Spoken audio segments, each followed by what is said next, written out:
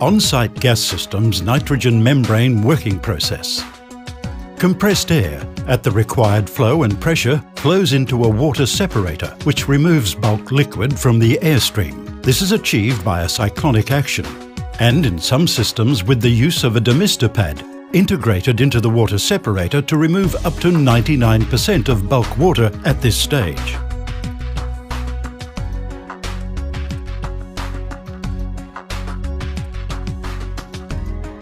Compressed air then flows to a 1 micron filter, immediately followed by a 0.01 micron filter. This two-stage filtration process is designed to treat air to a maximum particle size of class 1 with a maximum oil carryover of 0.01 milligrams per metre.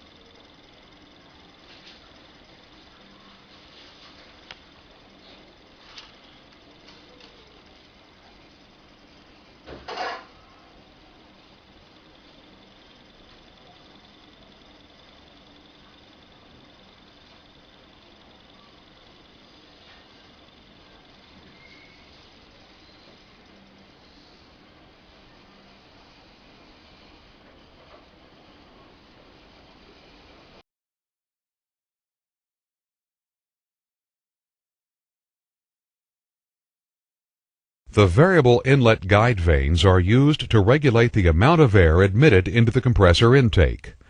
The compressor bleed air system serves two purposes: to manage the air flowing into the compressor for surge prevention, and to provide cooling airflow to turbine stationary vanes during normal operation. During startup and shutdown, air is extracted from the 6th and 10th stages of the compressor and is bled to the turbine exhaust. This will help prevent compressor surge and blade stalling. The first row of stationary blades is cooled by air that is routed through the combustor shell from the compressor discharge. Cooling air flows through the hollow blades and exits the cooling holes on the trailing edges of the stationary blades. The second stage of stationary vanes is cooled from bleed air coming in from the 13th stage of compressor bleed air. The first and second stage blades contain cooling holes on the trailing edges to maximize the cooling effect on the extremely hot gases coming from the combustors. After the rotor has accelerated to a speed where surging is no longer a concern, the 6th and 10th stages of compressor air bleed to the turbine exhaust is closed. From this point, 6th and 10th stage bleed air is directed to cool the last stage stationary blades of the power turbine. The third stage stationary vanes are cooled from bleed air taken from the 10th stage of compressor bleed air. Cooling air leaves the third stage vanes through the trailing edge. The fourth stage stationary vanes are cooled from bleed air taken in from the 6th stage of compressor bleed air. Fourth stage air passes through the blade and into the ring segments and interstage seals to provide cooling flow.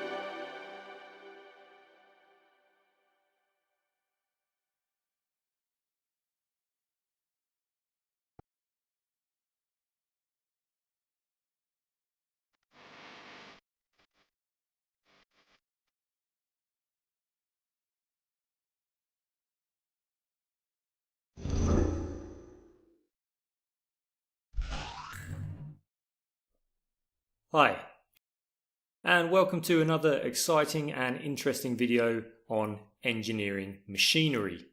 Now in this video we're going to be talking about the shell and tube heat exchanger. Some of you might think you know a lot about shell and tube heat exchangers, and that's fine. Then you can watch this video and it will just reinforce what you already know. Some of you might not know anything about shell and tube heat exchangers, and that's also fine because you're going to learn a lot in this video. We're going to look at all of the main components that make up a shell and tube heat exchanger. I'm going to show you some of its design features, its advantages and disadvantages, and I'm also going to show you how it works. So let's get started. Now this is not how a shell and tube heat exchanger normally looks in the workplace. If it was, it would be a lot easier to understand how it works. So let's reset the configurator tool for a moment, and now you can see the shell and tube heat exchanger as it would normally be in the workplace. There are different designs and variations, but this one here is quite standard. So let's start by looking at the outside of the heat exchanger. We've got the shell. It's a pressure vessel, which means it's going to be pressurized to match the fluid or the system pressure that's flowing through it, or specifically flowing through the shell. Sometimes people refer to the shell also as the housing. We've also got a front and a rear of the heat exchanger. Other than that, we've got 4 main connections to the heat exchanger. 1, 2, 3 and 4. We have 2 inlets and 2 outlets because we have 2 fluids that are flowing into and out of the heat exchanger. This heat exchanger is called a shell and tube heat exchanger because it has a shell and because within the shell there are some tubes. Let's take a cross section and we can now see exactly what's happening inside the heat exchanger. So we have a tube side fluid. The tube side fluid enters here and is discharged here. We have a shell side fluid which enters here and goes along here and is discharged here. The reason we call the tube side fluid is because it flows through tubes. You can see it comes into the heat exchanger, and once it enters this area it has to flow through these tubes because it's the only place it can go. Once it flows through the tubes, it's going to get to the other end of the tubes. These tubes are just straight tubes. The fluid comes out on the lower section here and re-enters in the top section here. When the tube side fluid re-enters through the top section of these tubes here, it's going to flow again in a straight line to the opposite end of the heat exchanger, and it's going to come out here and then going to be discharged or exit the heat exchanger through the outlet. That is the flow path of the tube side fluid. The shell side fluid enters the heat exchanger here, and then it comes through and it will pass through a series of baffles, which we'll take a look at in a moment, and it's going to be discharged through the shell side fluid outlet down here. So tube side fluid in on the lower left, along here, straight flow, up, back the other way and then out. Shell side fluid down through here, past all the baffles and then out on the lower right hand side. Although I refer to fluids in this video, sometimes it's a little bit easier to think of them as flowing mediums. I say that because doctors say you should drink a lot of fluids, but realistically a fluid can also be a gas. Let's have a look at the tube side flowing medium in a bit more detail. What I'm actually going to do, I'm going to remove everything but the tubes so that we can focus on those first. So here are our tubes. The tubes are collectively known as a tube stack or a tube bundle. For example, the upper half of the tube bundle would be all of the tubes above this row here, and the lower half of the tube bundle would be all of the tubes below this row here. So that is our tube bundle or tube stack. In order to hold the tube bundle in the correct position, we're going to use baffles, tube sheets and also tie rods. Let's add the tube sheets first. These are our tube sheets. The tube sheets are used to first hold the tubes in position and secondly to seal the inside of the shell so that the shell side fluid stays within this space between the two tube sheets. So here's one tube sheet, sometimes known as the rear tube sheet. Here's the front tube sheet, and the shell side fluid is going to remain in this space. So that's the pressure boundary for the shell side fluid.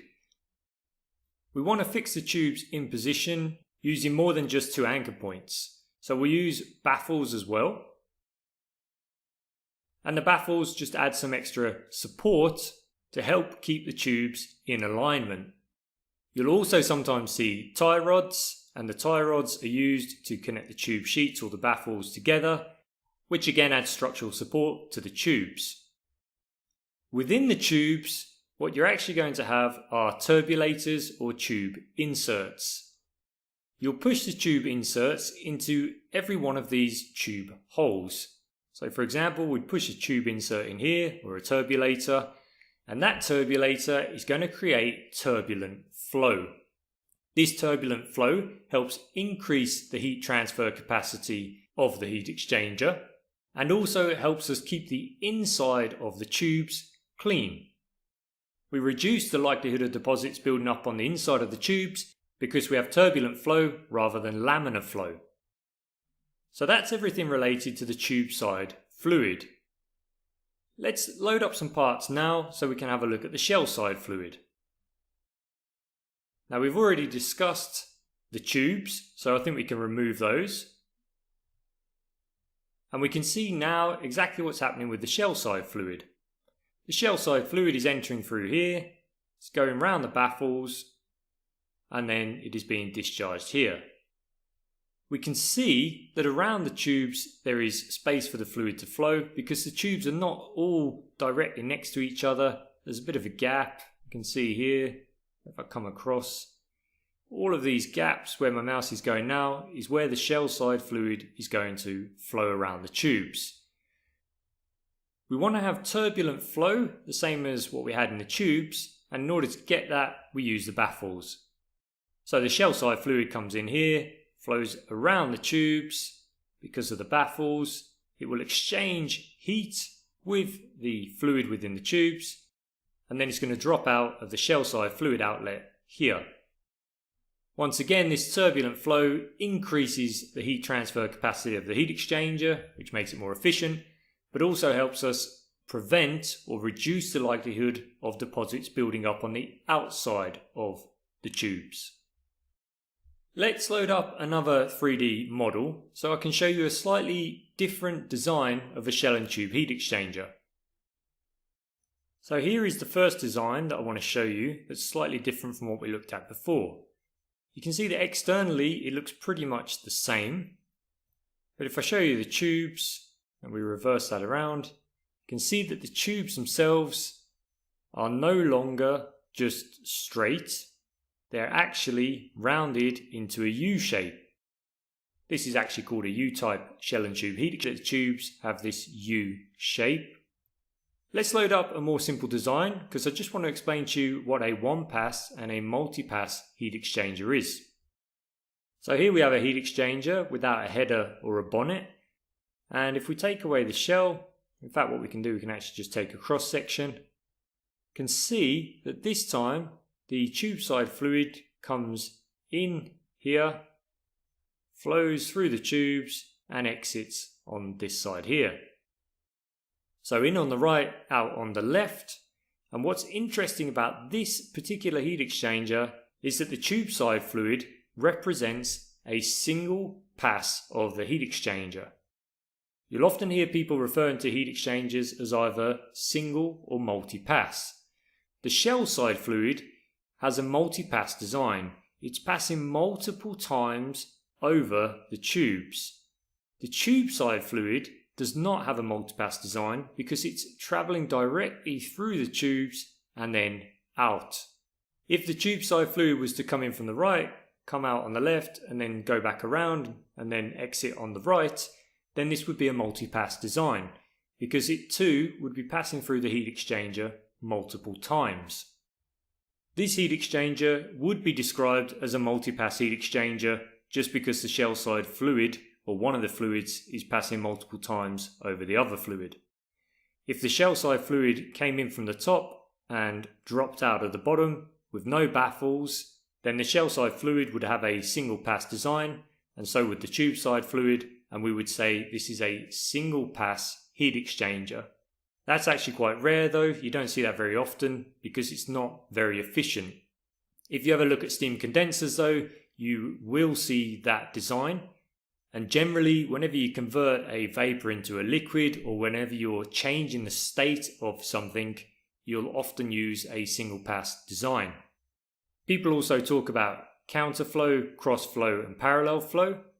This particular design is a counterflow design because the tube side fluid enters on the right and exits on the left, and the shell side fluid enters on the left and is discharged on the right.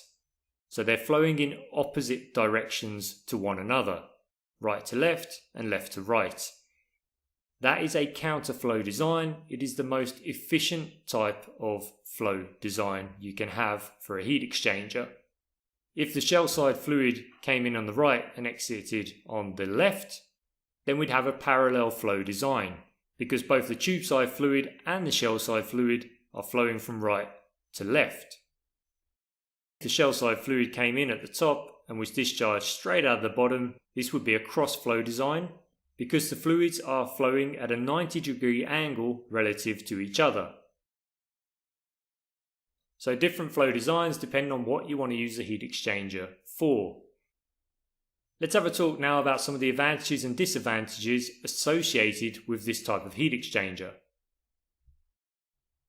When we talk about advantages and disadvantages associated with the shell and tube heat exchanger, we're often comparing it to the plate heat exchanger because in the industrial world we're either using plate heat exchangers or shell and tube heat exchangers. Normally.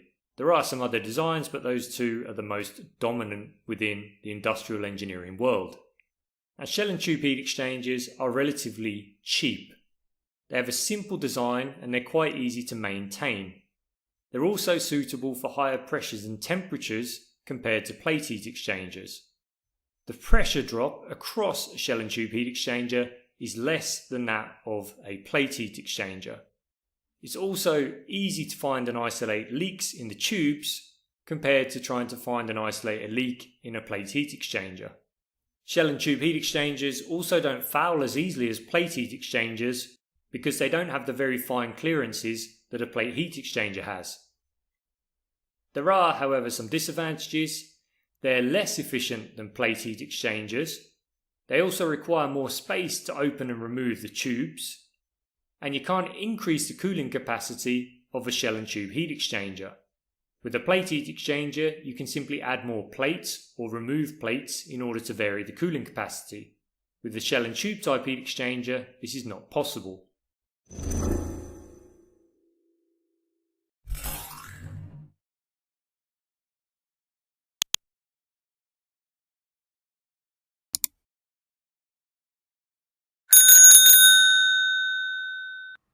Ultrasonic flow measurement with the transit time difference is based on one simple physical fact.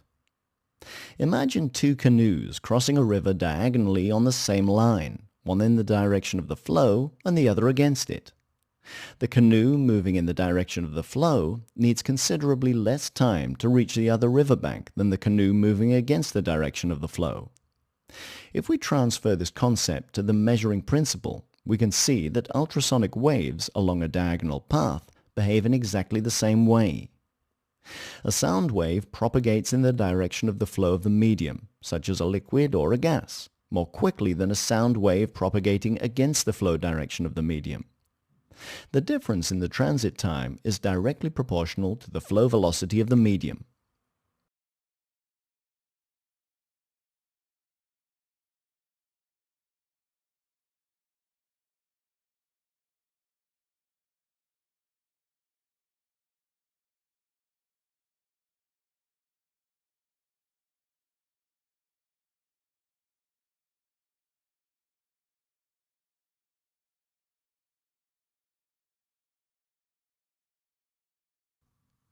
In order to understand the technical background, but without going too deeply into the construction of an ultrasonic flow meter, we can look at the most important features.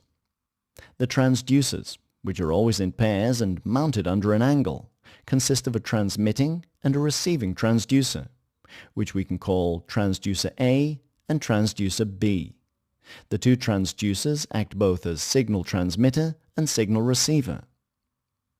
The time an acoustic wave needs to travel from transducer A to transducer B, that is in the flow direction of the medium, is known as transit time TAB, and from transducer B to transducer A, that is against the flow direction, TBA.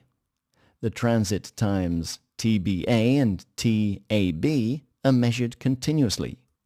The difference in transit time TBA to TAB is directly proportional to the average flow velocity, Vm, of the medium.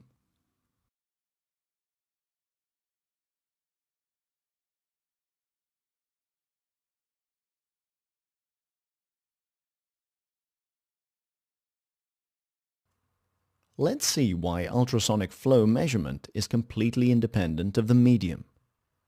As we can see in equation 1, the transit time of a signal is the distance between transducer A and transducer B, divided by the velocity which the acoustic signal needs to travel from one transducer to the other. Equations 2 and 3 describe the time the acoustic signal needs from transducer A to transducer B, and from transducer B to transducer A. The transit time of the signal is measured and then used with other variables to calculate the flow. Although the signal travels in a straight line, it is traveling at an angle, alpha, to the pipe axis. Equations 2 and 3 define the flow rate between transducer A upstream and B downstream.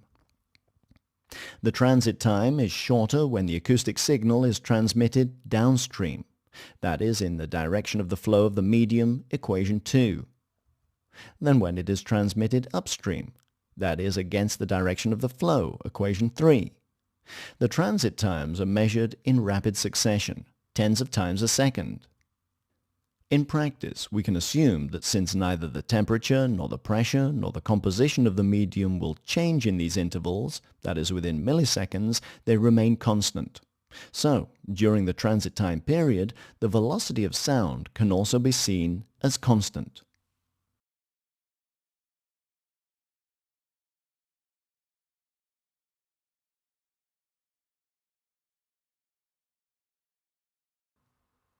Assuming then that neither temperature, pressure, nor composition of the medium change in such a short time, the resulting flow rate of the medium can be shown as follows. The length of the acoustic path divided by 2 times the cosine of alpha multiplied by the result of dividing the difference between the two transit times by the product of the two transit times. Equations 2 and 3 combined result in the formula path length divided by 2 cos alpha multiplied by the transit time. This represents the average flow velocity. When multiplying the average flow velocity with the cross-section of the pipe, we get the flow rate Q. The cross-section of the pipe is constant for an inline ultrasonic flow meter with a diameter D and transducers, which are welded into the spool piece at a fixed angle alpha. These formulas confirm what we've already seen, that is, that the characteristics of the medium do not affect the measurement. These characteristics include density, temperature, pressure, and the velocity of sound of the medium.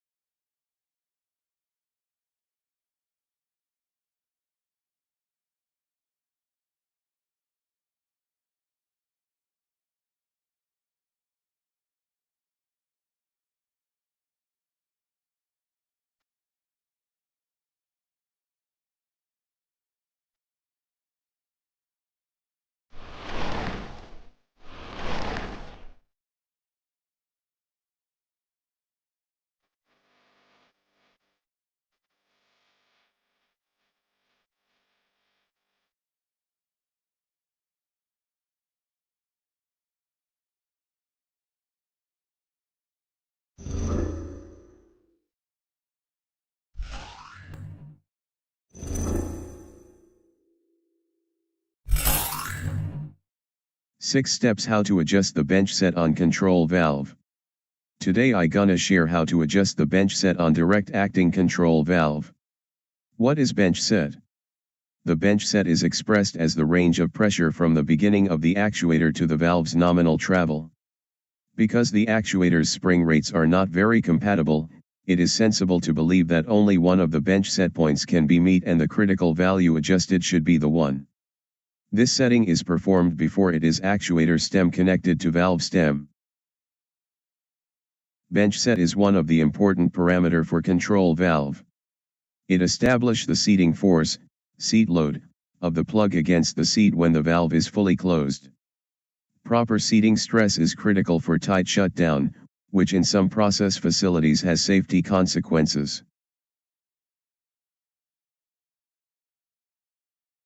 Step 1. Uncouple the valve stem and actuator stem.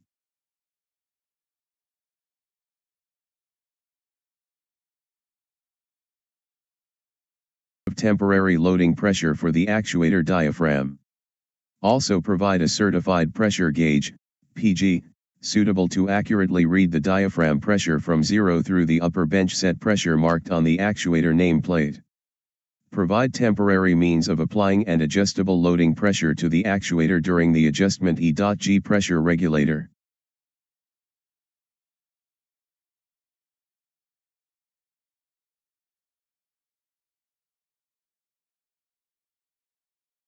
Step 2. Ensure that the actuator stem is at the top of its travel as shown in the diagram. Set the diaphragm loading pressure at 0 psi.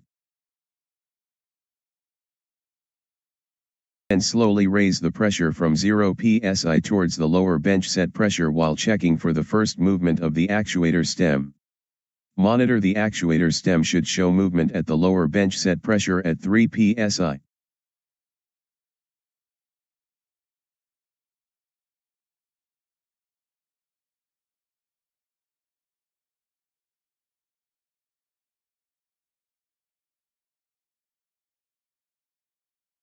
If movement occurs before or after the lower pressure is reached, adjust the spring adjuster into or out of the yoke until the actuator stem's movement is first detected at the lower bench set pressure 3 psi.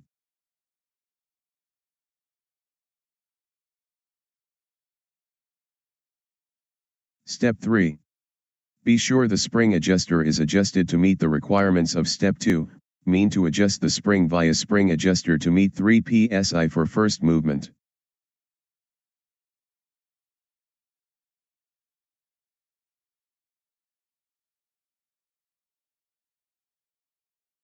Step 4. Apply the upper bench set loading pressure to the diaphragm. This pressure extends the actuator stem towards the valve. Note, the actuator stem may slide over the valve stem. At the end of the actuator stem, use a marker or a cello tape to mark the valve stem. Note also that if the actuator stem does not pass over the valve stem, you will need to provide a method to mark this point of stem travel.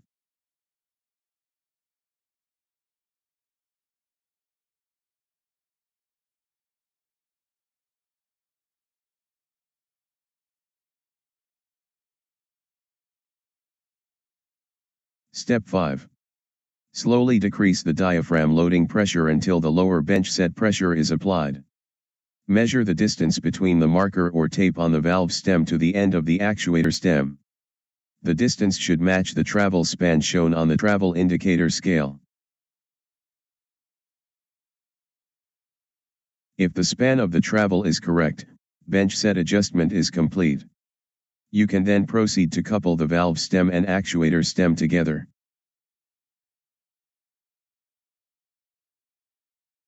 Step 6. If the span is not correct after a few attempts stroke check and spring adjustment, then the spring may have been damaged, or you have the wrong spring installed on the valve actuator. In this case, actuator spring is required for replacement. Other method of bench set on direct acting control valve.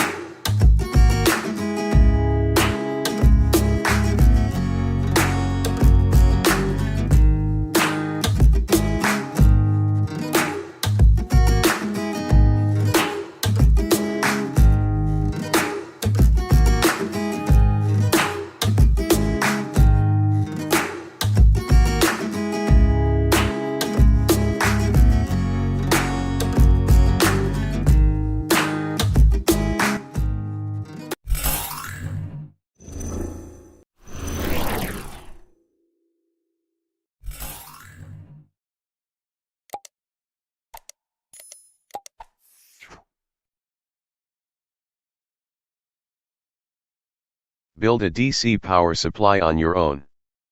Part 1. What is DC power supply? A DC power supply is one that supplies a constant DC voltage to its load. Depending on its design, a DC power supply may be powered from a DC source or from an AC source such as the power mains. DC, direct current, is the one-directional flow of electric charge. An electrochemical cell, battery, is a prime example of DC power. Direct current may flow through a conductor such as a wire, but can also flow through semiconductors, insulators, or even through a vacuum as in electron or ion beams. AC to DC circuit. In a basic AC to DC converter circuit, there are 4 steps in converting AC to DC. The first is to step down the voltage by transformer, second is converting AC to DC by rectifier, the third is filtering by capacitor, and regulating voltage by voltage regulator. In my circuit I choose step-down transformer 230 volt to I-pair 12 volt. The secondary transformer connection have 3 terminal 12 volt, 0 and 12 volt. So I choose to connect to terminal 12 volt and 12 volt to get 24 volt output. 24 volt AC power output from secondary transformer will pass through full wave bridge rectifier. When AC voltage pass through the rectifier, the negative wave will be eliminate, then 24 volt AC become 24 volt DC. The DC voltage waveform on this stage not stable and required to filtering or smoothing by capacitor. After filtering or smoothing, a perfect DC voltage required to more stable, means that the voltage waveform is flat before going to load. In this stage the voltage regulator is needed. In my circuit there are 2 voltage regulators, one is to regulate to 12 volt DC and one is to regulate 5 volt DC. The waveform of each stage shown how the AC sine wave converted to DC flat waveform.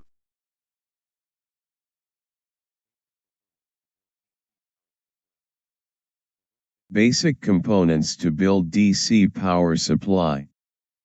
In this video part 1 only cover bench test on AC-DC circuit. Step-down transformer. Bridge rectifier or diode. Capacitor 1000 UF35V.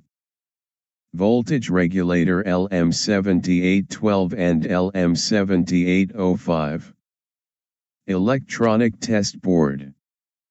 Cable single solid core 0.25 to 0.5 square millimeter.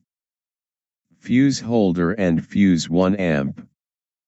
And terminal block.